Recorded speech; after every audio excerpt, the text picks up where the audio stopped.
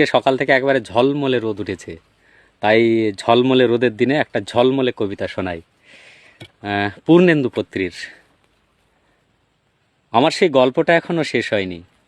শোনো, পাহাড়টা আগেই বলেছি ভালোবেসেছিল মেঘকে, আর মেঘ কিভাবে শুকনো খটখটে পাহাড়টাকে বানিয়ে তুলেছিল ২৬ বছরের ছোকরা, সে তো আগেই শুনেছ।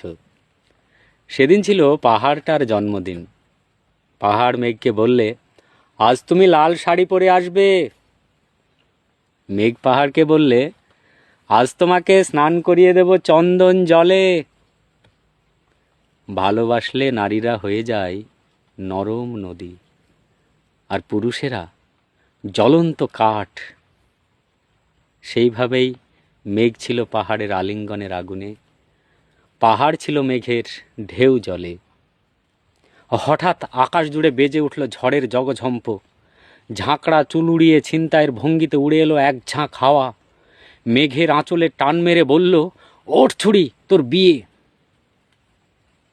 গল্পটা এখনো শেষ হয়নি। বজ্রের সঙ্গে মেঘের বিয়েটা হয়ে গেল ঠিকই, কিন্তু পাহাড়কে সে কোনো দিনই ভুলতে পারল না। বিশ্বাস না হয় তো চিরে দেখতে পারো পাহাড়টার হাড় পাঁজর।